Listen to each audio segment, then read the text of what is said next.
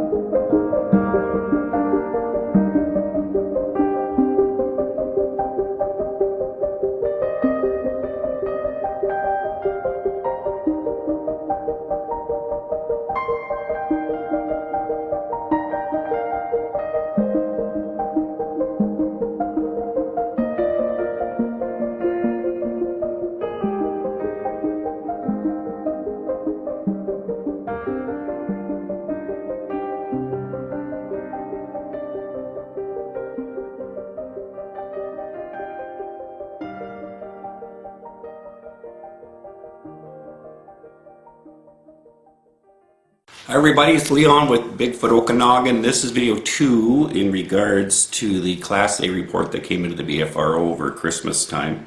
And you guys can check that out on BFRO's page. This video is going to be about how we found out about it and then how that all kind of unfolded before us, because I think this is important information. One of the things, if you've been following me, you know that I'm not just online to look for a Sasquatch. I came actually online to do kind of a secondary investigation as well, and that is what happens to somebody who comes into the Bigfoot community. That's the first part of it. And the second part is to study the Bigfoot community as a system, because my area of education is in studying systems. So I wanted to find out what we're missing, because after 50 years we should definitely have on camera again. But there's something wrong with the system. And the good thing about this particular report, it's pretty much put an end to 5 years of me having to research the Bigfoot system, because this whole thing here that I'm going to show you in regards to this whole sighting is the systemic problem of why we're not being able to move forward at all in regards to this whole topic. This will be a little politically hot charged a bit, but from our perspective, we want to stick to the facts, don't deviate from the facts, as Thomas Steenberg would say. And so we want to make sure systematically you see how this unfolded for us, because you could also tell our frustration that's going to end up showing up down the road in these videos of trying to track down right resources for us that are trustworthy resources to find out whether or not we can get information or data or other things that would help us move forward. So the report came in, the actual sighting was in Silverton, BC, or just outside of Silverton, BC, and it was by 4 witnesses. And 2 of the witnesses had seen something, and all 4 witnesses were in a vehicle moving along a highway, and about 100 kilometers an hour. It's around 9:30 at night, and they came across on their way home.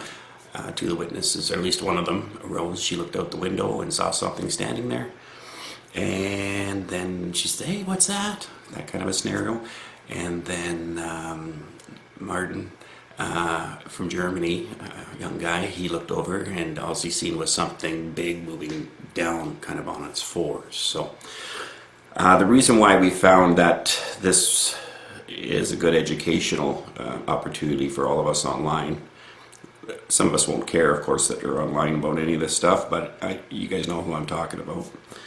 You guys out there. Is a good way of analyzing this particular report, how it unfolded, how we got in contact with it, how our looking for people for resources and to find out more information about all this kind of stuff, and then but show you the inside out of that whole process. It's gonna be a little messy here in a bit.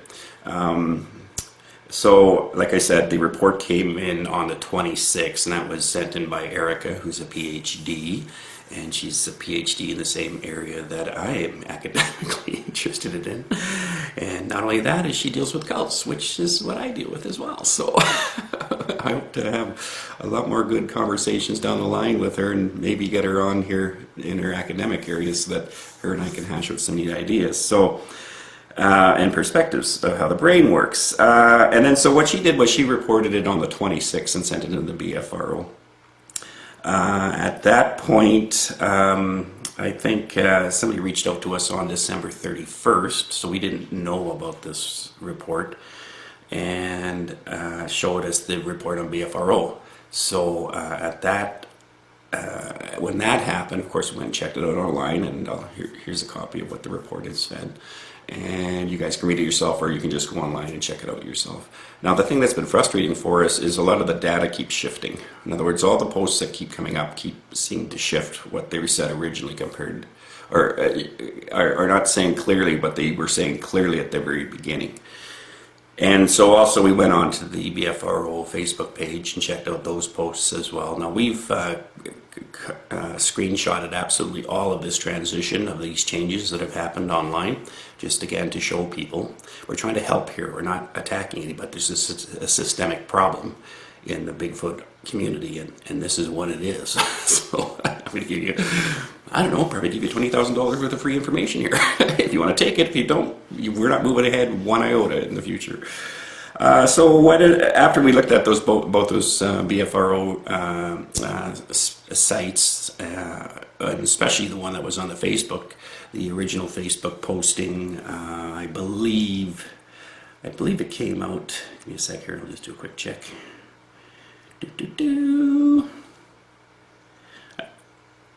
I think it was posted the day after on Facebook. It was posted the day after the report, and Matt John Moneymaker was the one who had posted on the Facebook page, and it had 4 pictures of tracks in the snow, and the caption read. So this is what came in. This is what Matt actually posted. I do have it on the screenshot. These are our recent photos meaning one day after the report came in. Photos of authentic, unhoaxable Sasquatch tracks in the snow, 8-foot stride, leading away from where a multi-witness sighting happened moments earlier.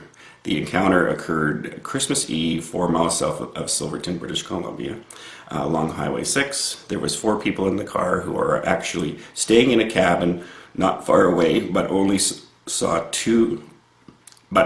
two saw the huge man-like feature near the road as they drove past it. So when we talk about priming by listening to a narrative, this is what all of us read online. Now this is important to us for Bigfoot Okanagan because we've been checking on a possible migration route from the east mountain range, just north of here, to just north of Slocan, to west to the north part of Okanagan Lake. And the trackways go through that way, and then they head down towards Penticton. And what we're hoping is that this, because it's come in, is actually what we're needing, because we'll be able to follow the track. So we were quite excited when this came in. And then another style of verbiage came in here too. So I think the thing that got us so excited too was Matt had posted they are the best Sasquatch track photos of 2020. That's a credible claim. And the reason why that's an incredible claim is we were figuring out, well, who investigated this kind of thing. So what we did, or what I did, was I contacted Matt by email. And I want to kind of show you that little bit of a dialogue right now, because this has big implications to things. We use BFRO's data sites with an understanding that they vet the information to make sure it's quite solid in regards to what the claim is, whether it's a Class A, B, or C sighting. For you who don't know, Class A is actually visually seeing a Sasquatch. So again, this is pretty exciting. It's right by our area. We're trained in tracking, so if we find the prints, especially because they were supposed to be in about 12 inches of snow or knee-deep snow, we should be able to follow them for miles. After looking at the pictures, Art showed them to everybody on our team, and we all had a suspicion that we knew exactly what was going on there. And this will be elaborated on down the road when we get on site. So I want to read to you guys now the dialogue that I had with Matt via my emails. So just give me a second here so I can set this up. Okay, so what I ended up doing, of course, like I said, I mentioned I went and sent email to Matt, and this is the email I sent him. I won't read all the email stuff because it's going to take too much time, but hi, Matt, Leon here from Bigfoot Okanagan. We just noticed the report that came in, number 667413, near Slocan Lake a few days ago. This is on December 31st, by the way. That is in our area, and would like any other information, like a contact number, so we can investigate and grid out that area. We are highly qualified team of trackers and professional bush people, and use the scientific method. If you can help us, that would be greatly appreciated. So that's what I sent to him. And then he responded back, Leon, do you have a web page or Facebook page? And then I responded back, I have a YouTube channel and Facebook page, same name. Unfortunately, I wrote Okanagan Bigfoot instead of Bigfoot Okanagan because my brain works backwards, and that was one of the times, unfortunately, because I was excited about hearing about this report. And then I also wrote down this here, which was, this was also posted this morning in the Slocan River, and this is on New Year's Day. So the thing is, they witnessed the scene on December 25th. Erica wrote a report to BFRO on the 26th. Matt posted that these are the most solid tracks, blah, blah, blah, blah, blah, blah, blah. Now, no one's been on site from BFRO. No one has even been there who's bush trained or anything like that. And so the horse starts to gallop because of a narrative that Matt has written, plus he's shown these pictures, plus he's declared that these are the best trackway or track strides in 2020 pictures. And he's quite adamant about it. Now, the weird thing was this, as between the times we've been emailing, I had somebody sent me this, and what it happened to be was just 60 kilometers down the road, which is only a 30-minute drive on the highway to where this sighting was.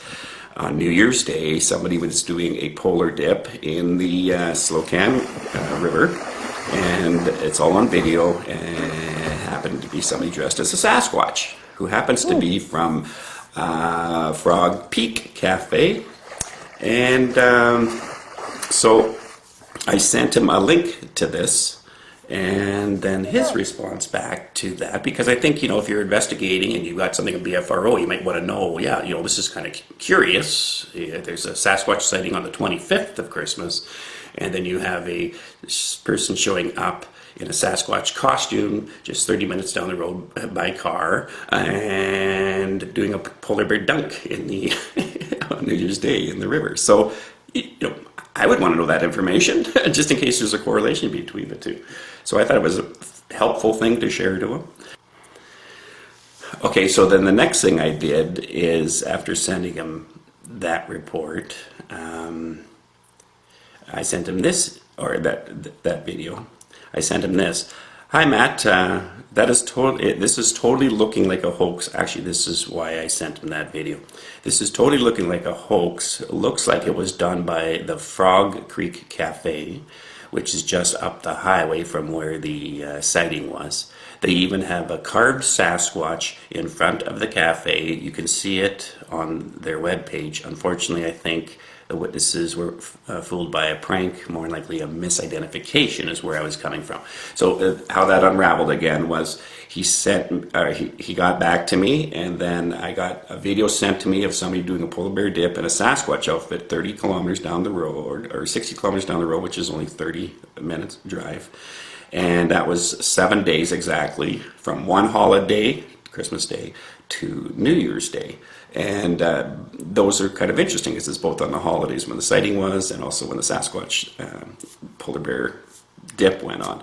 So as an investigator, somebody who's doing research to vet out a report, you'd think you might want to know that just in case there's a correlation between those two events. And so then I did a bit more research, and then I sent Matt that email I just said to you, which is that it totally looks like it might be a hoax. Looks like it was done by the Frog Creek Cafe. So after the email notifying him of what I found in regards to checking out the video and where the video came from, this is where he comes back with this kind of patronizing style of email. Leon, comma, ... So, ...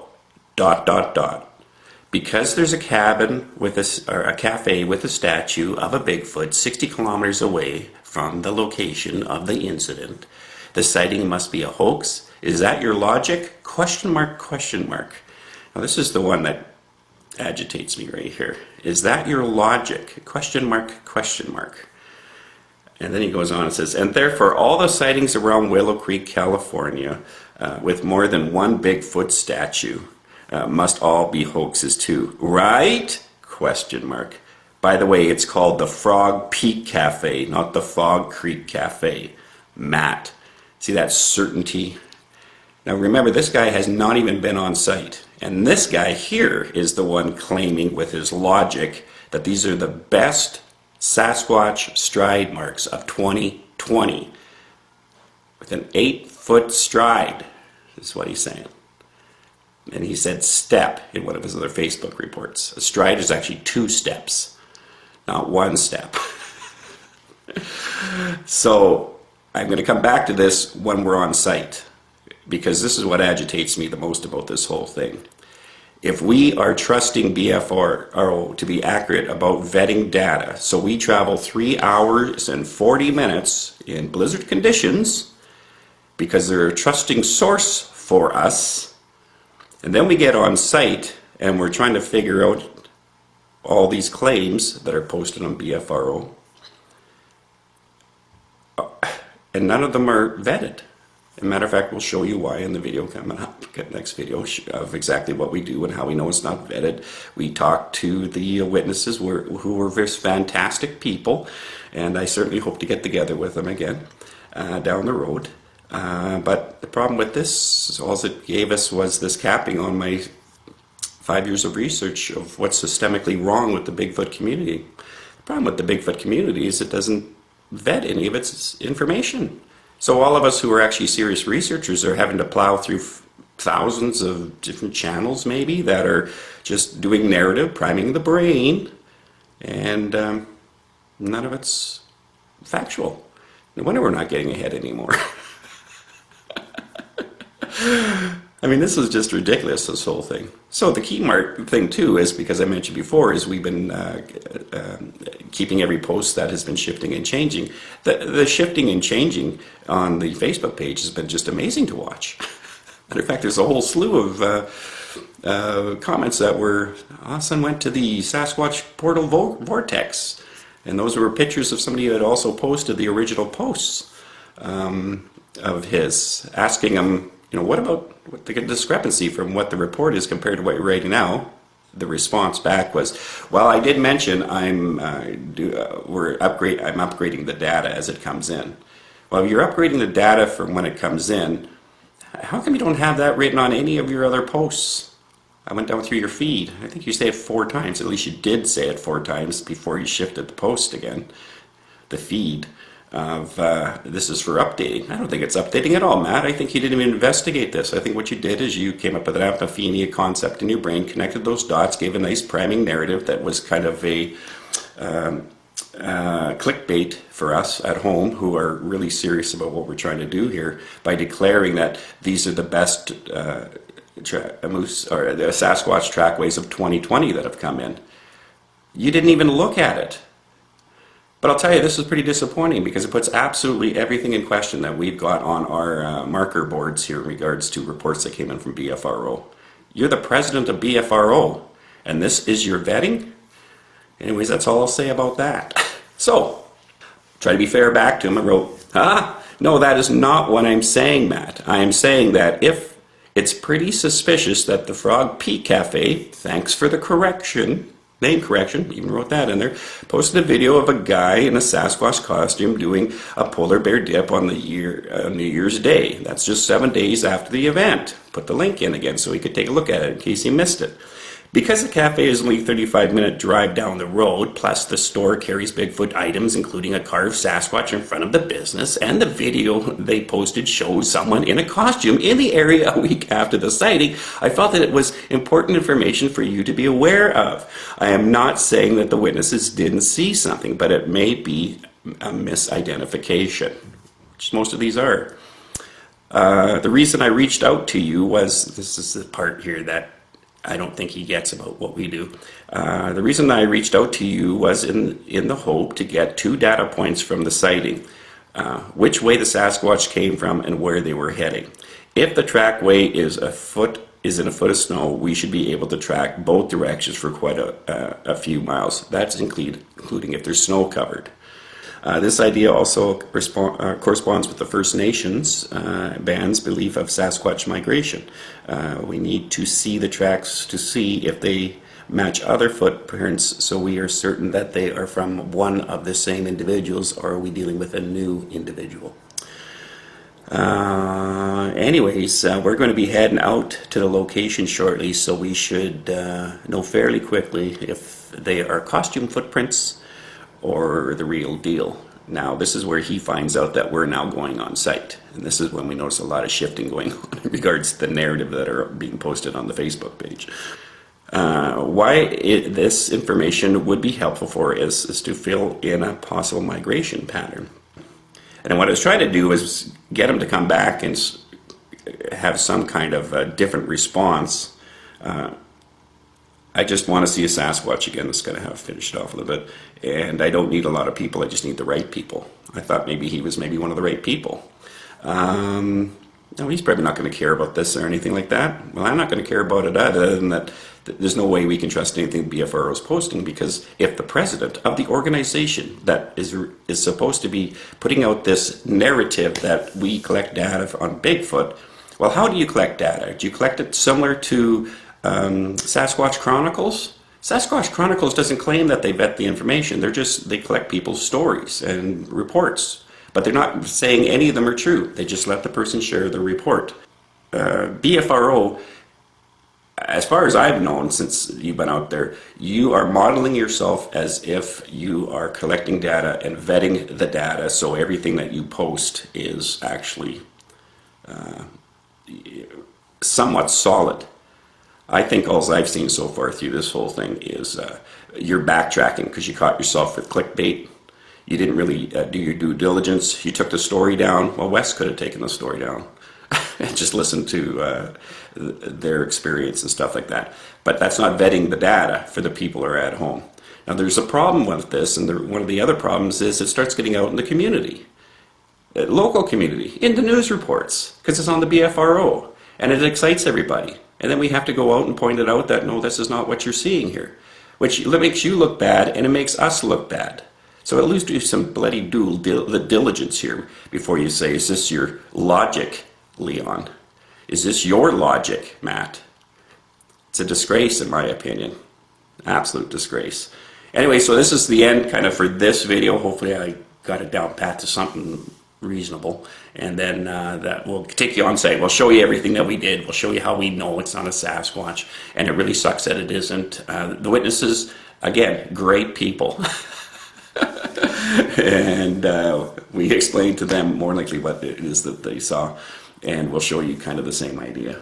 Okay, thanks everybody. I look forward to the next video. Take care of yourself.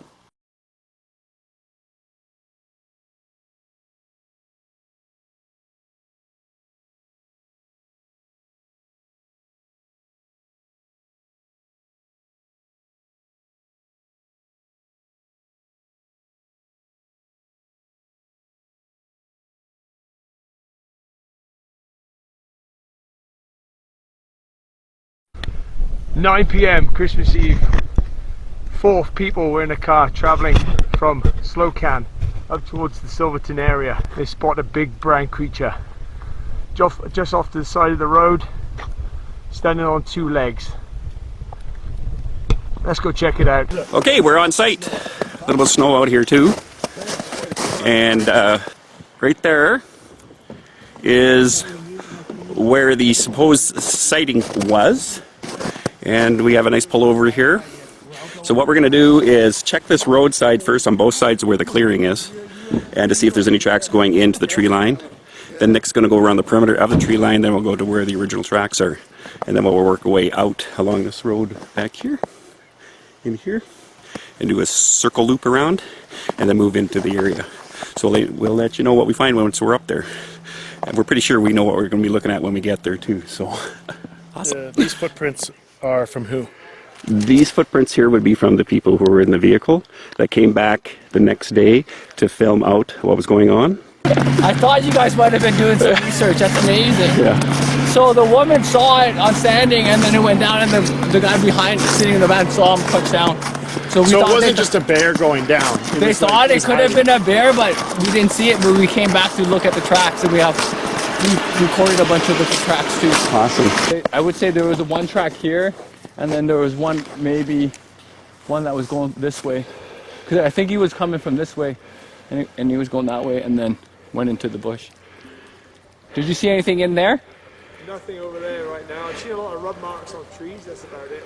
Hey Nick, can you just keep walking that way, and could you, if you don't mind, Leo, let him know where to stop, where you've seen the tracks from where we're standing here? Yeah, I think it's around this area. This one area over here. Okay. So what you're doing, Drake, is you're gonna keep doing this so it's a straight line all the way here, as far down as you can. Keep going like this. Yeah. And the reason why you're doing that is so that we can get a profile moving towards this track. You'll notice a difference in the pressure as you get closer to where the bottom of the track is. So just keep kind of swishing that away. Keep going closer? Yeah, you can do a shallow part now. Like just skim it like this. Okay. Then you can feel the difference in the snow, the light snow compared to the hard snow. Yeah. As you get deeper down to the track. Oh, it gets softer again. Yep. And then what it'll have when you hit the bottom of the track, it'll be tough again. Okay, my name's Leo, and I was driving. So I was the driver, and it was Christmas Day. We were coming back from the hot springs, and I was slowing down because we were getting closer to our driveway. And right before I was starting to slow down, the passenger, who was Rose, screamed. I think we were singing or something. We were talking. Yeah, and she said, "What?" She said, "What's that?" And she thought she saw a bear standing on its hind legs. My name's Erica. I was in the back seat, and yeah, same. Up until Rose cried out, "What is that? Look at that thing," or something, or it's a bear. And then Marlon said, he was right beside me, he said, "It's a bear, did you see that? Or did you see that animal?" I can't remember. They both just declared there was some animal on the side of the road. Yeah, they both said it was a bear. Yeah, they both sort of concluded it was a bear. So we looked, and some looked like they had, little foot marks in it, and then one looked like a bunny, and then one looked like a deer, and then there was this other one, or two, I guess, directions that I took a video of and some pictures that looked like a biped animal walking sort of up into the woods, and then there was one spot where it stops and it looks like 2 feet standing beside each other. So Marlon and I kind of went and investigated more, and then I just felt all the hairs on my neck stand up as it sort of looked like it walked off into the woods. And I said, "Why am I following something that looks this big? Let's get out of here." And then we went back. Yeah, I was sitting on the back seat on the right side, and I was looking out to the window to the left side, and I saw like a huge brown body, and my first reaction was like, that must be like a huge grizzly bear standing on his 4 feet. It was really big. I think I never if it was a grizzly bear, I never saw a grizzly bear at this size. And I don't know, it just looked like one huge body Mass. So anyways, it's great running into Leo. He's one of the guys that were in the vehicle. I think he said he was driving. The 2 witnesses we're going to go talk to right now. And the trackway we saw that was filmed in regards to Matt Moneymaker. Those are moose tracks. How do we know that? Is we excavated down. When the moose track, when you excavate snow like that, it's like archaeological stuff. It's been there for a while, it hardens up. You can see how the hoofs opened up. And when they opened up, they emit those middle part there that's iced up, and the sides of where the hooves are iced up as well. 100% moose. I think Bob, who used to live where we're going right now, he's been living here for a while. He actually saw the tracks on video and said, "Those are moose tracks."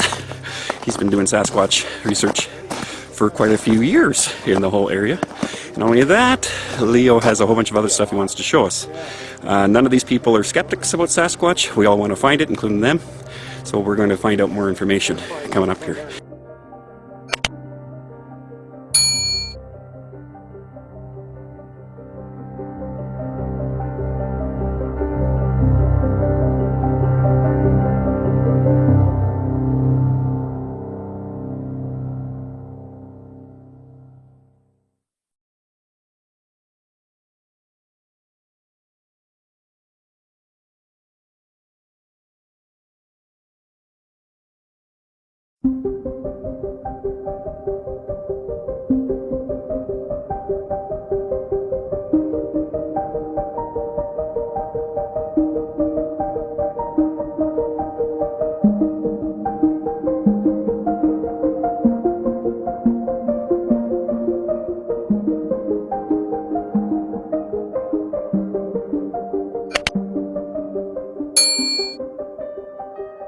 So what you're doing, Drake, is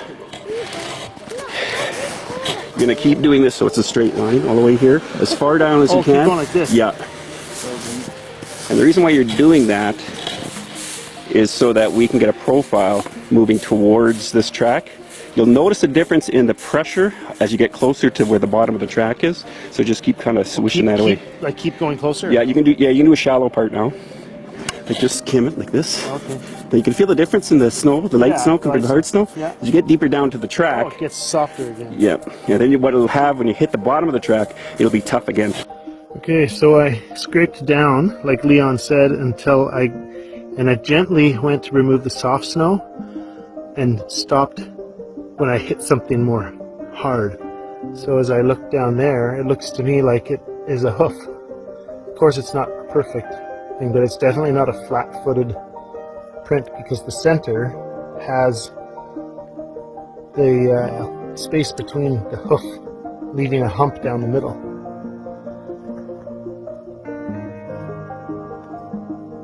So that's the first one I did. And then I thought, well, I'll do another one. This one, isn't a perfect replica of a hoof because it's kind of lopsided, but it definitely has a hard center and does not have a flat bottom. When you saw that track there, you just did the side clearing. Yeah. Was it hard? Yes. Show me what was I only hard. took out the soft stuff. So this is hard, and this is hard. It makes a U shape. Did you hear that, you guys? Makes a U shape. And then this one, See the center part there? That's more like a moose track. Go ahead. this one here is similar. It's not as clean cut because it's got a hard spot in the center. Yep. But it definitely is similar shape to that. Great. So that's a hoof mark as well. So.